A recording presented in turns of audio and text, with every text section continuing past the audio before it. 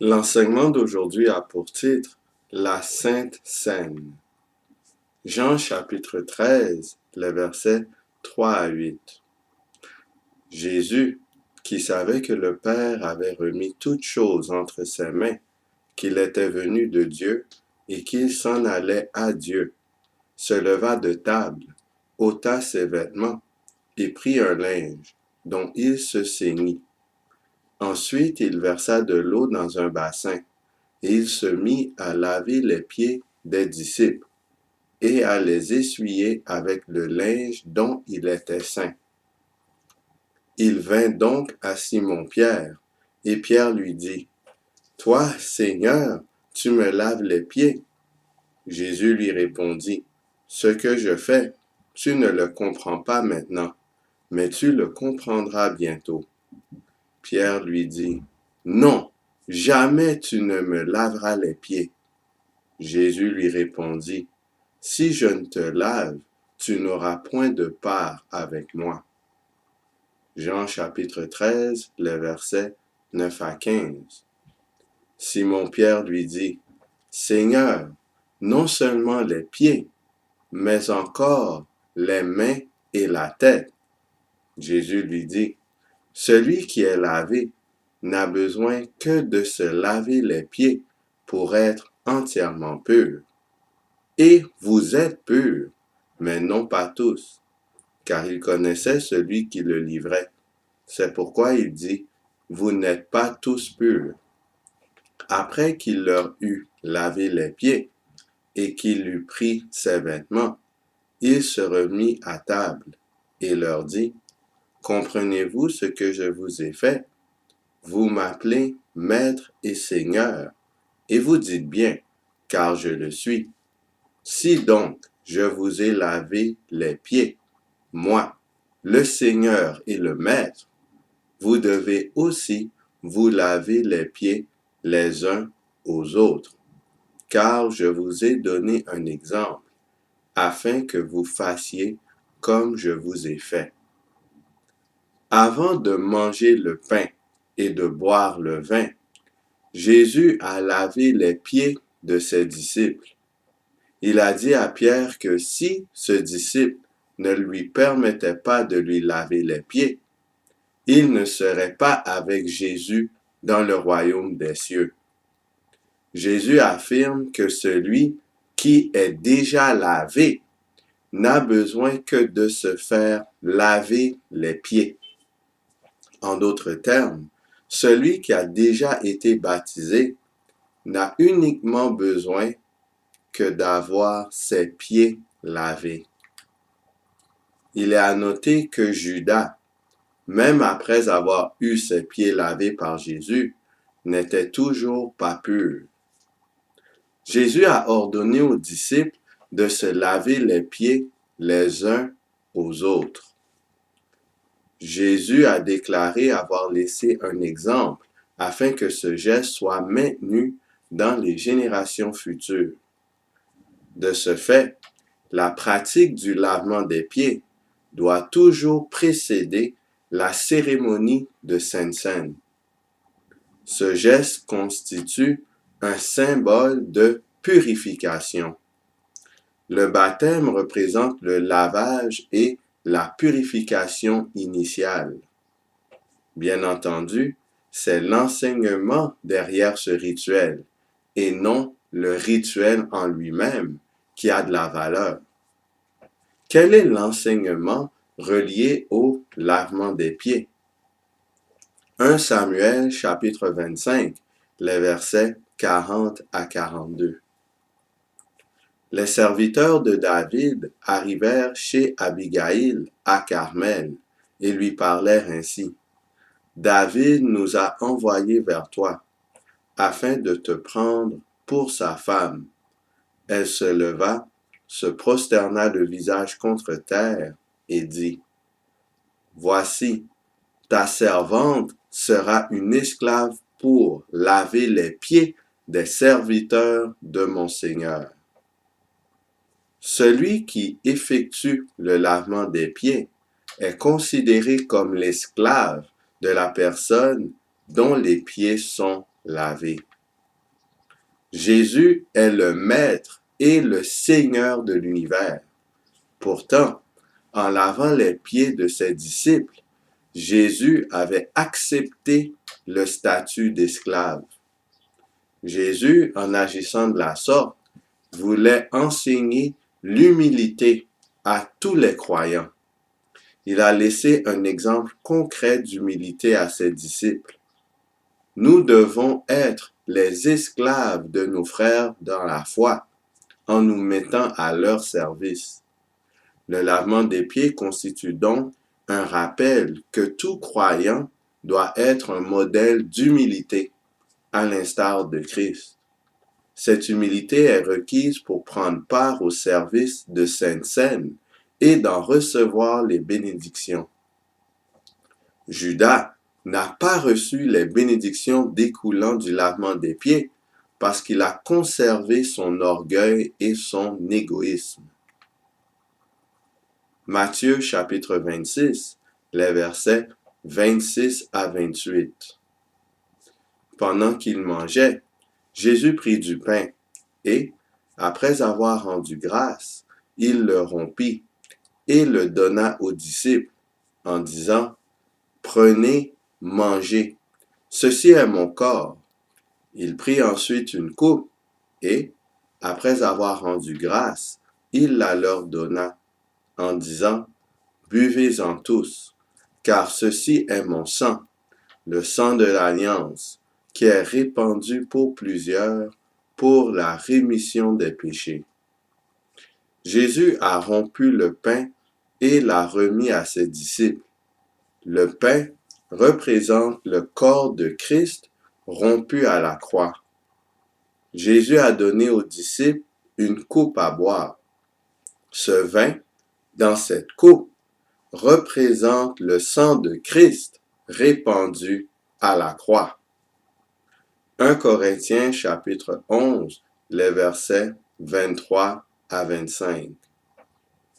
Car j'ai reçu du Seigneur ce que je vous ai enseigné, c'est que le Seigneur Jésus, dans la nuit où il fut livré, prit du pain et, après avoir rendu grâce, le rompit et dit, « Ceci est mon corps qui est rompu pour vous. Faites ceci en mémoire de moi. » De même, après avoir soupé, il prit la coupe et dit, « Cette coupe est la nouvelle alliance en mon sang. Faites ceci en mémoire de moi, toutes les fois que vous en boirez. » Jésus, la nuit où il fut livré, a demandé à ses disciples de commémorer le geste de manger le pain rompu et de boire le vin dans la coupe. C'est ainsi devenu une pratique officielle de la congrégation. 1 Corinthiens chapitre 11, le verset 26. Car toutes les fois que vous mangez ce pain et que vous buvez cette coupe, vous annoncez la mort du Seigneur jusqu'à ce qu'il vienne. En pratiquant le rituel de la Sainte Seine, l'Église proclame le message de la croix. C'est donc une autre méthode d'évangélisation pour le peuple de Dieu. Il faut donc continuer l'observation de cette pratique jusqu'au retour de Jésus-Christ. 1 Corinthiens chapitre 11, les versets 27 à 30. C'est pourquoi celui qui mangera le pain ou boira la coupe du Seigneur indignement sera coupable envers le corps et le sang du Seigneur. Que chacun donc s'éprouve soi-même, et qu'ainsi il mange du pain et boive de la coupe. Car celui qui mange et boit sans discerner le corps du Seigneur, mange et boit un jugement contre lui-même. C'est pour cela qu'il y a parmi vous beaucoup d'infirmes et de malades, et qu'un grand nombre sont morts. Il faut prendre le rituel de la Sainte Seine au sérieux. nous devons effectuer un examen de nous-mêmes avant de manger le pain rompu et de boire la coupe. Une personne qui mange le pain et boit la coupe sans en voir un symbole du corps et du sang de Christ est coupable devant le Seigneur. Cette personne agit de façon indigne en méprisant le sacrifice de Jésus-Christ en sa faveur. Cette personne fait un mauvais témoignage de la mort du Sauveur pour l'humanité coupable. Le manque de respect envers la Sainte Seine amène un châtiment. Pour ce péché, plusieurs ont été condamnés à mort et d'autres ont été punis par l'infirmité et la maladie. 1 Corinthiens chapitre 10, le verset 16. La coupe de bénédiction que nous bénissons n'est-elle pas la communion au sang de Christ? Le pain que nous rompons n'est-il pas la communion au corps de Christ? La coupe et le pain permettent aux croyants de communier avec Christ. Le mot communion provient du mot koinonia, qui signifie association.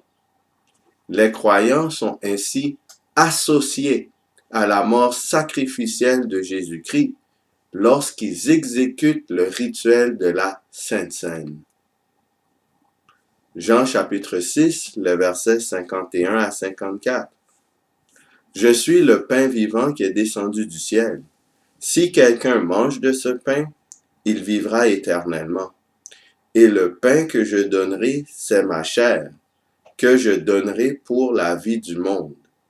Là-dessus, les Juifs disputaient entre eux, disant, « Comment peut-il nous donner sa chair à manger? » Jésus leur dit, « en vérité, je vous le dis, si vous ne mangez la chair du Fils de l'homme, et si vous ne buvez son sang, vous n'avez point la vie en vous-même.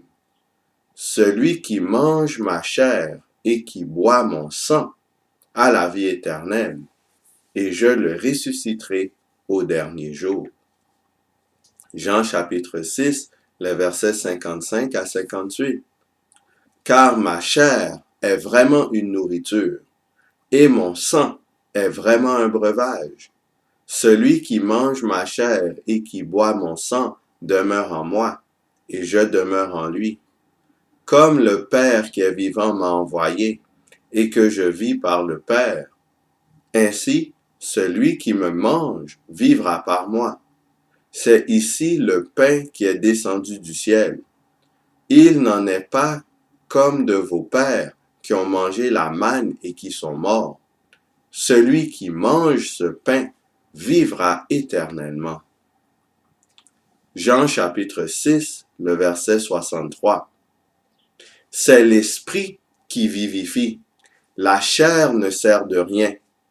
Les paroles que je vous ai dites sont esprit et vie.